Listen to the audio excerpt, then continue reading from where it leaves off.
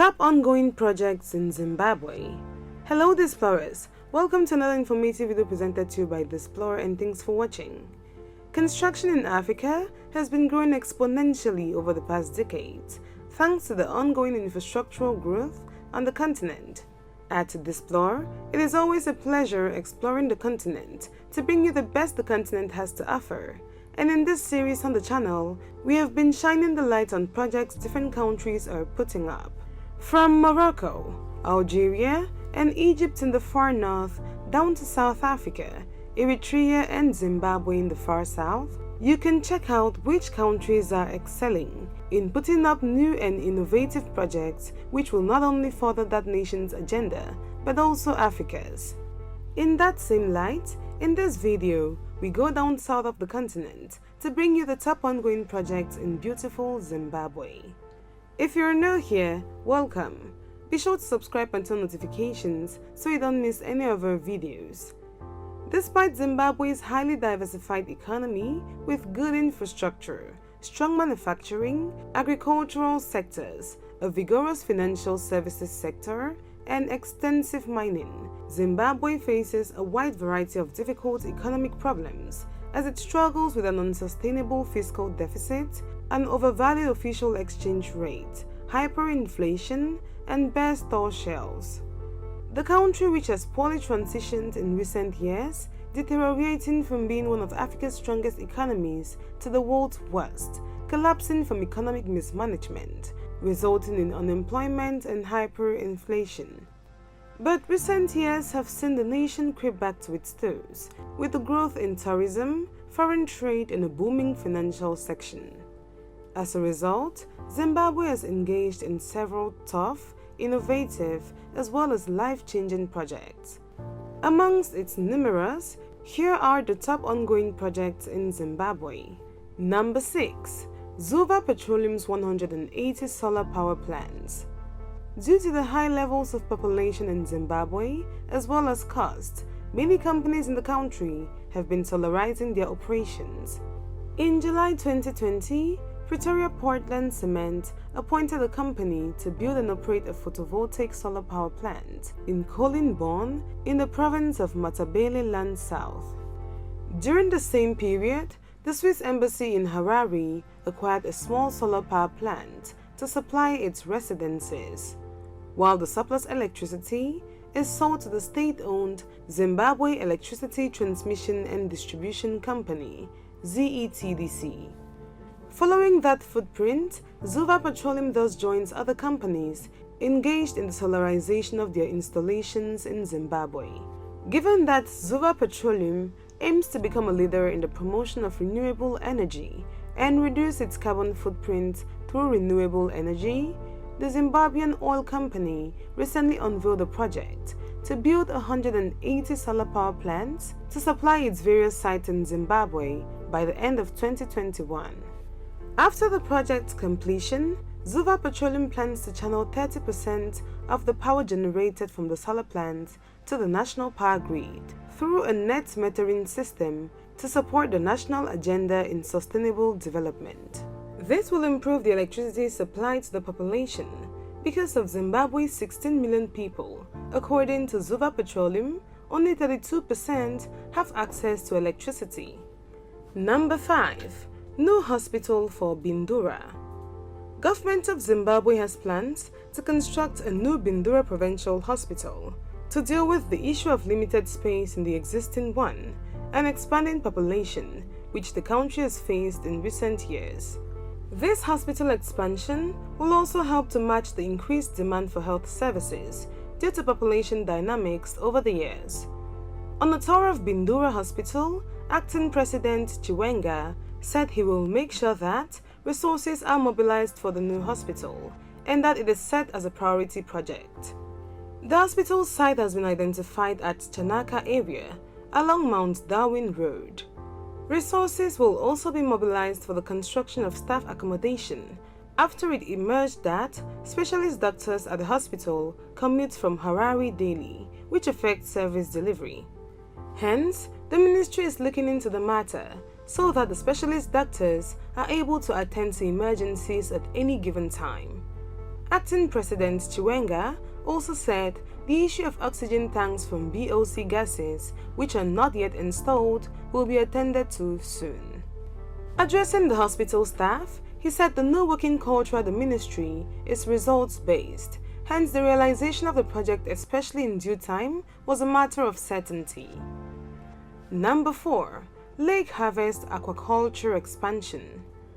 Change is slowly but surely coming to Zimbabwe through each of its endeavors, especially with development projects, which not only empowers its people, but in time also serve as a catalyst for larger, more sustained change.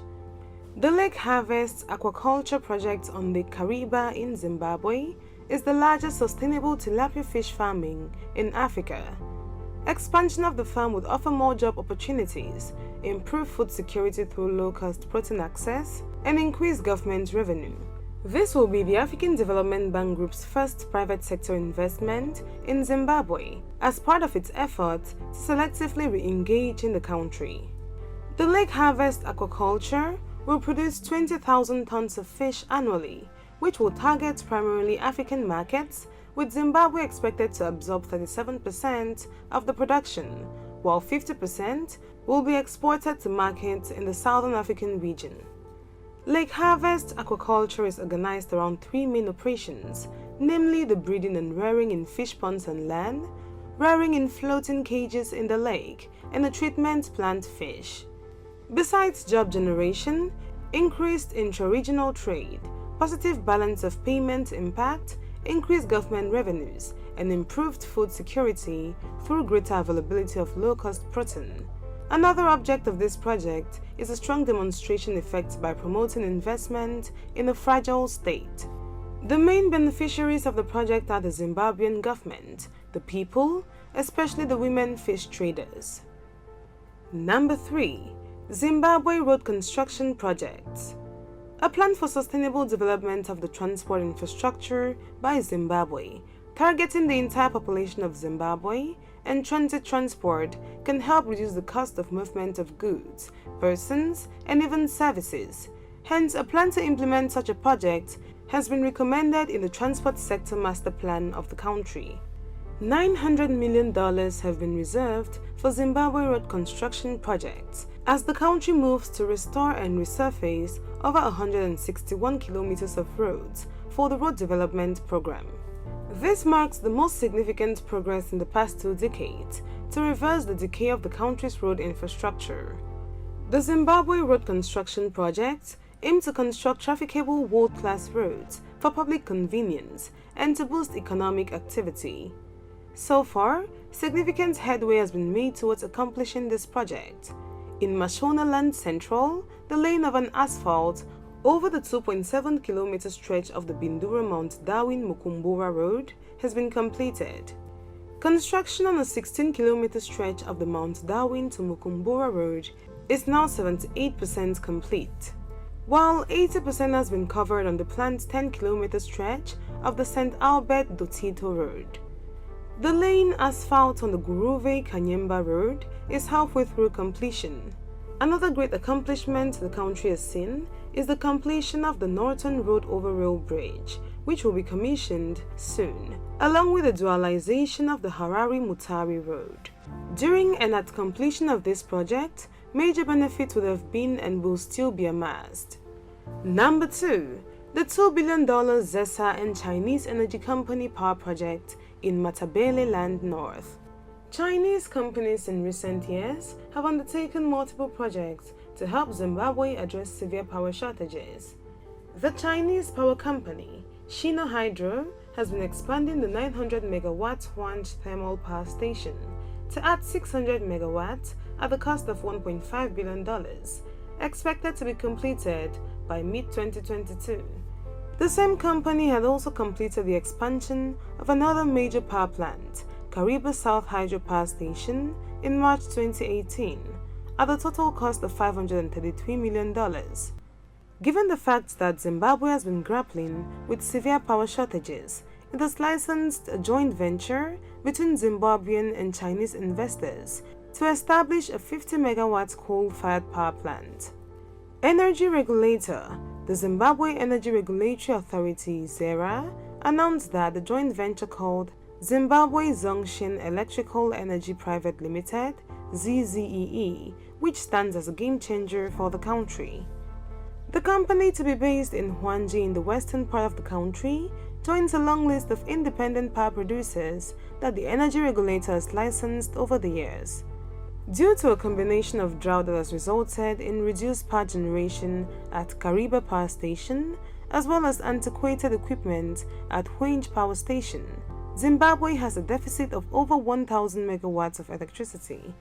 This has forced power utility ZESA Holdings to introduce intensive load shedding schedules of up to 18 hours a day. Hence, the generation is hereby granted to Zimbabwe Zhongshan Electrical Energy Private Limited to construct, own, operate and maintain the 50 megawatt coal-fired thermal power station, which would be located at Beitbridge Farm in Hwange District in Matabeleland North Province for the purposes of generation and supply of electricity. Number 1. The rehabilitation of the Beitbridge-Harare Chirundu Road Project. Major local and regional trunk routes in Zimbabwe are fully paved and of modern design, but most of them, including this one, need retouching. Chirundu Beitbridge Road Corridor is a Trans-African Highway Network Zimbabwean link between South Africa and Zambia. It is also the part of the North-South Corridor project and the Cape to Cairo route. The North-South Multimodal Transport Corridor is under the African Union (PIDA).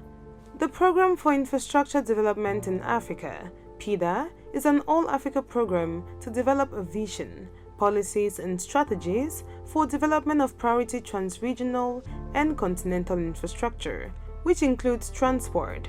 Hence, the rehabilitation of regional road corridors, with the African Development Bank being the executing agency for the program. The local road corridor has two legs, the Chirundu-Harare and Harare-Beitbridge highways. The road has been divided into sections described as links, and the rehabilitation of the highway is being carried out in various links, which would eventually see the whole route done. The links are numbered from north to south, from Chirundu border with Zambia to Beitbridge border with South Africa. The Chirundu-Harare Highway, which is a regional road corridor, is designated as the R3 Highway and the A1 Highway on Zimbabwe's road network. It runs generally in a southeasterly direction from Chirundu border post to Harare, a distance of 348 kilometers. The Chirundu-Harare Highway is part of the regional trunk road network, as well as the Trans-African Highway and R9. On the Zambian side, the highway continues north as T2 Highway through Zambia's capital city Lusaka to Tunduma, the border between Zambia and Tanzania. The project, which is estimated to cost over $1 billion, is expected to be completed by 2022. There you have it, explorers. Those were the top ongoing projects in Zimbabwe. Thanks for watching this video, and if you did enjoy this video, do well to give it a thumbs up. Do not forget to subscribe and share with your friends.